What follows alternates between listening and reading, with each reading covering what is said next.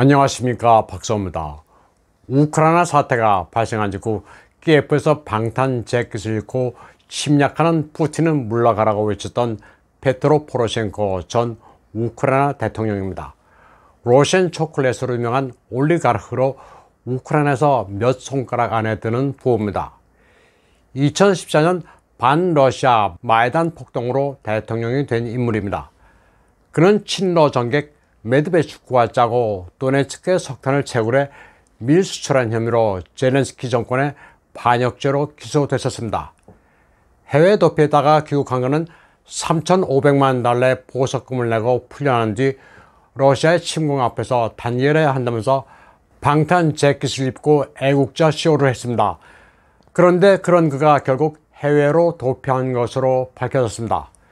그는 무려 5개 국적을 가지고 있습니다. 이틀 전 페트로 포로셴코는 영국 런던의 한 거리를 걷고 있는 모습으로 포착돼 소셜미디어에 올랐습니다.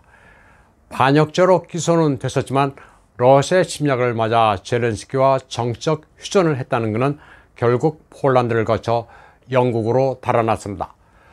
돈만 있으면 반역이고 뭐고 아무 상관이 없는 게 우크라이나입니다. 서로가 같은 편이다가 다시 배신하기를 밥 먹듯이 하는데 결론을 보면 뭐가 정답인지 알 수가 없습니다. 전직 대통령이 천연덕스럽게 애국자 코스플레이를 하다가 여유있게 런던에 나타난 것을 보고 우크라이나인들조차 경악하고 있습니다. 러시아 군용 트럭이 돈바스의 도로를 달리고 있습니다. 굼프론트라고 불리는 위문품 배송 차량입니다. 굼은 러시아어로 국영백화점, 프론트는 전선입니다. 전선을 가는 이동 백화점이란 의미입니다. 한국에서도 조건이 열악한 최전방에 과자와 음료수를 싣고 돌아다니는 이동 매점이 있었습니다. 지금도 있는지 모르지만 옛날에는 황금마차라고 했습니다. 러시아 국민들이 각지에서 붙인 위문품이 배송돼 부대별로 분배되고 있습니다. 러시아인들이 돈바스 해방을 축하한다면서 더 힘내서 우크라이나 네오나치를 물리쳐달라고 보낸 선물들입니다. 위문품을 받은 돈바스 민병대 병사들은 사기가 올라가고 있습니다. 민병대는 청년층부터 50대 장년층까지 연령도 다양합니다. 모두 고장을 지키기 위해 자발적으로 군복을 입고 총을 든 사람들입니다. 다들 표정에서 순박함이 묻어납니다. 다음 소식입니다. 일본의 한 TV는 러시아군 우크라이나 총사령관의 경질설이 있다고 분석하느라 분주합니다. 도대체 내부에서 무슨 일이 벌어지고 있는 것일까? 라는 특유의 노레이션과 함께 늘 러시아 권력층이나 군부에 심각한 내분이나 갈등이 있는 것처럼 보도합니다. 일본의 경우 미국의 전쟁연구소 자료를 자주 이용합니다. 그런데 전쟁연구소는 우크라이나 편에 많이 기울어진 기관입니다. 이 TV는 드보르니코프 장군이 지드코로 바뀔 조짐이 있다고 언급하면서 작전이 여의치 않자 푸틴이 징계성으로 경질한 것처럼 분석하고 있습니다. 그리고 영국 국방성을 이용해 러시아군이 졸전을 거듭하고 있다고 말하고 있습니다.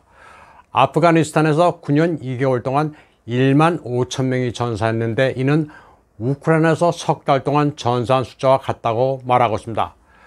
전사자 수를 9년 2개월과 3개월에 대입해보면 아프간 전사자의 30배에 달한다고 놀라워합니다.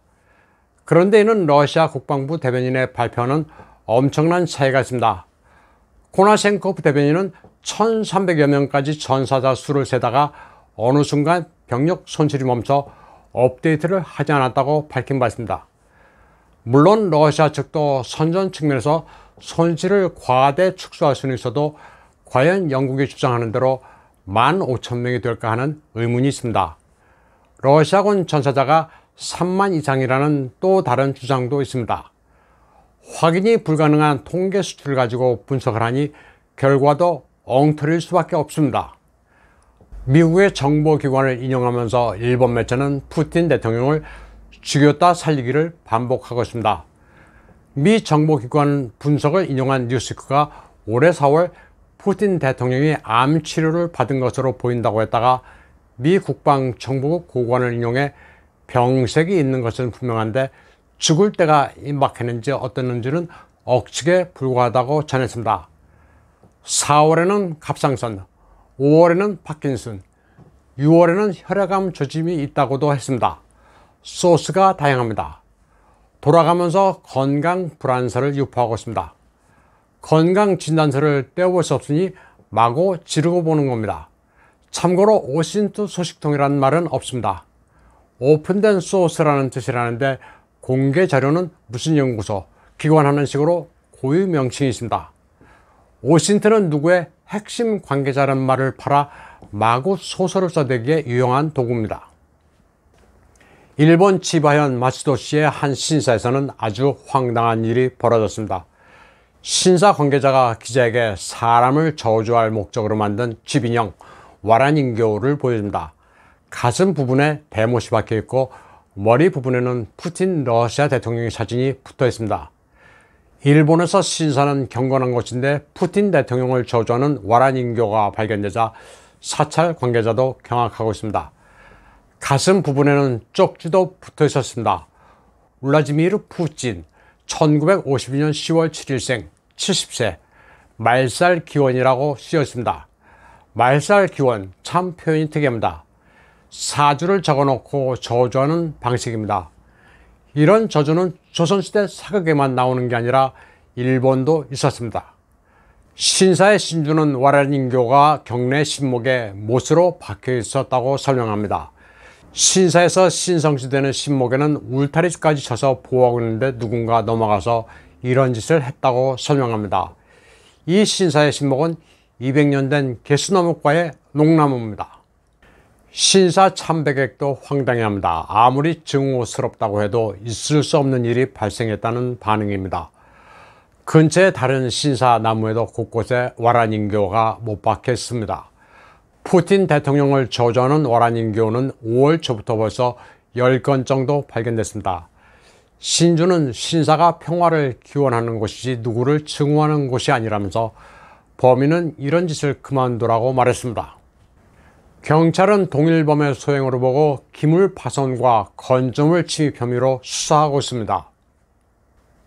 우크라이나 여성 난민들이 허가되지 않는 업소에서 일하는 경우가 있다고 일본 법무부가 알아서 자제해 줄 것을 경고했습니다. 후루카와 요시히사 일본 법무대신은 러시아와의 전쟁을 피해 일본에 온 우크라이나 여성들이 비자 조건으로는 허용되지 않는 성인 풍속산업 업체에서 일을 하는 사례가 있어 왔다고 말했습니다.